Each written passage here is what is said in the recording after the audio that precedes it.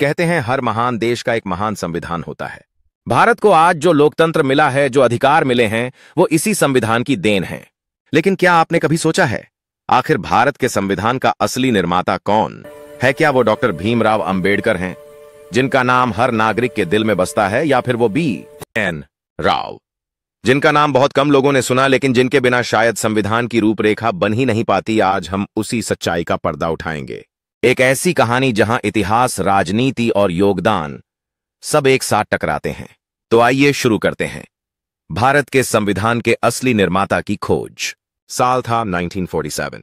भारत ने 200 साल की गुलामी के बाद आजादी की सांस ली थी, लेकिन देश के सामने अब एक बड़ा सवाल था। आजाद भारत को चलाएगा कौन और कैसे देश को चाहिए था?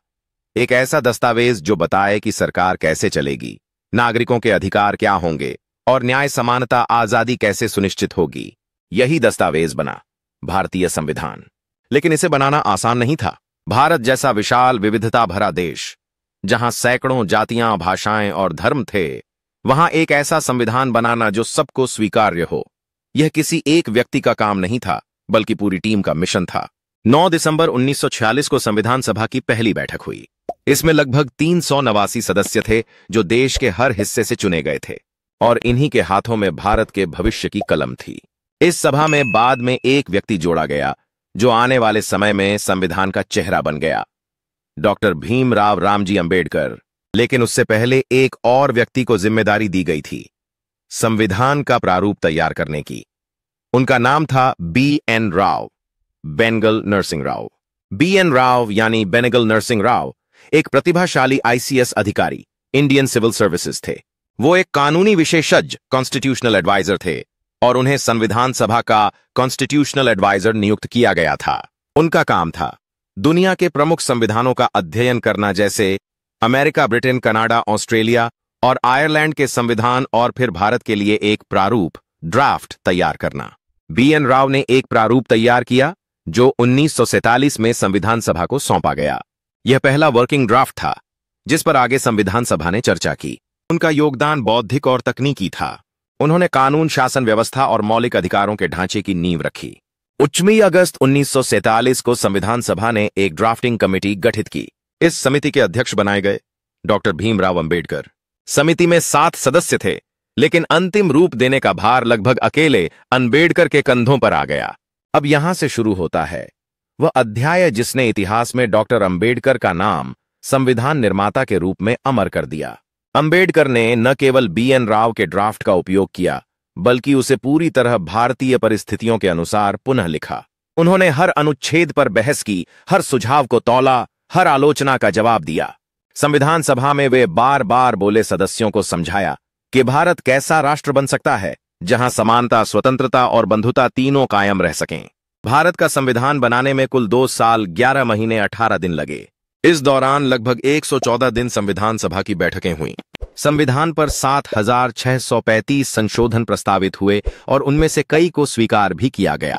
अंततः 26 नवंबर 1939 को संविधान को अपनाया गया, और 26 जनवरी 1950 को यह लागू हुआ, जिसे आज हम गणतंत्र दिवस के रूप में मनाते हैं। अब आते हैं उस सवाल पर जिसने इस वीडियो का जन्म दिया। संविधान का असली निर्माता कौन? सबसे पहले समझते हैं B.N. राव का योगदान। उन्होंने दुनिया के विभिन्न संविधानों का अध्ययन किया, भारत के लिए पहला प्रारूप तैयार किया, ब्रिटिश संसदीय प्रणाली और अमेरिकी न्याय प्रणाली को भारतीय रूप में ढालने की दिशा दी। उन्हें संविधान सभा का कॉन्स्टिट्यूशनल एडवाइजर कहा गया, यानी मार्गदर्शक। अब समझते हैं डॉक्टर भीमराव अंबेडकर का योगदान। उन्होंने ड्राफ्टिंग कमेटी के चेयरमैन के रूप में संविधान का अंतिम रूप तैयार किया, हर अनुच्छेद पर तार्किक और संवैधानिक दृष्टिकोण से बहस की। उन्होंने मौलिक अधिकारों और राज्य नीति के निर्देशक सिद्धांतों को एक भारतीय आत्मा दी। अंबेडकर ने संविधान को केवल कानून का दस्तावेज नहीं, बल्कि सामाजिक न्याय का घोषणा पत्र बनाया। अब यहां पर बहस शुरू होती है। कई इतिहासकार कहते हैं B.N. राव ने ड्राफ्ट बनाया तो वो असली निर्माता हुए। लेकिन सवाल यह है, क्या सिर्फ ड्राफ्ट तैयार करने से कोई निर्माता बन जाता है? अगर B.N. राव ने पहला ढांचा दिया तो अंबेडकर ने उसमें आत्मा फूंकी। उन्होंने उसे भारतीय समाज, भारतीय दर्शन और भारतीय न्याय के अनुसार ढाला। जैसे किसी मूर्तिकार के लिए पत्थर तराशने वाला व्यक्ति महत्वपूर्ण होता है, लेकिन मूर्ति को पहचान देने वाला कलाकार वही होता है जो उसे अंतिम रूप देता है। तो उस दृष्टि से BN राव आर्किटेक्ट के असिस्टेंट थे, जबकि अंबेडकर आर्किटेक्ट स्वयं थे। अंबेडकर ने 25 नवंबर 1939 को संविधान सभा में कहा था, मुझे लगता है कि यह संविधान कार्य करने योग्य है। यह लचीला है और इतना मजबूत है कि यह देश को शांति और युद्ध दोनों स्थितियों में एकजुट रख सकता है। उन्होंने यह भी कहा था, चाहे संविधान कितना भी अच्छा क्यों न हो, यदि उसे लागू करने वाले लोग अच्छे नहीं हैं तो वह संविधान भी बुरा सिद्ध होगा। यह बयान दिखाता है कि अंबेडकर के लिए संविधान सिर्फ कानून नहीं था, बल्कि एक नैतिक जिम्मेदारी थी। कई लोग कहते हैं कि भारतीय संविधान नकल है दूसरे देशों के संविधान से।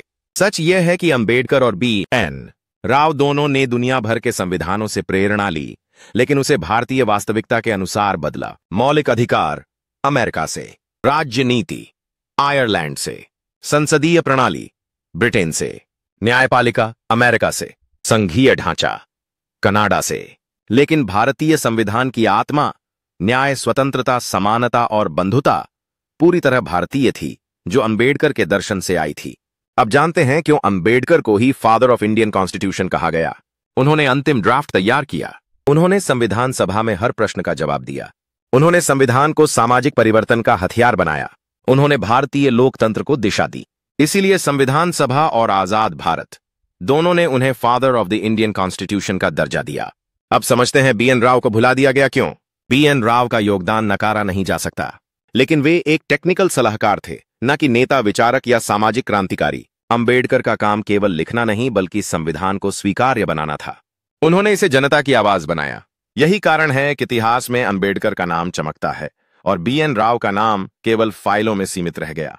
निष्कर्ष यह निकलता है कि दोनों ही महान थे। BN राव ने संविधान की रूपरेखा बनाई, अंबेडकर ने उस रूपरेखा को आत्मा दी। अगर BN राव बुनियाद थे तो अंबेडकर मकान। एक ने ढांचा तैयार किया, दूसरे ने उसमें जीवन डाला।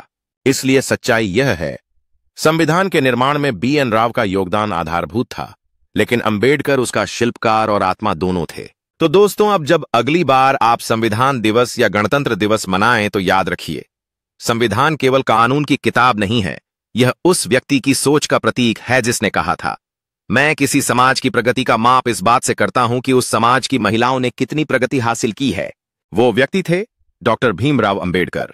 अगर आपको यह वीडियो जानकारीपूर्ण लगी तो इसे जरूर लाइक करें, शेयर करें और कमेंट में बताइए आपके अनुसार संविधान के असली निर्माता कौन हैं।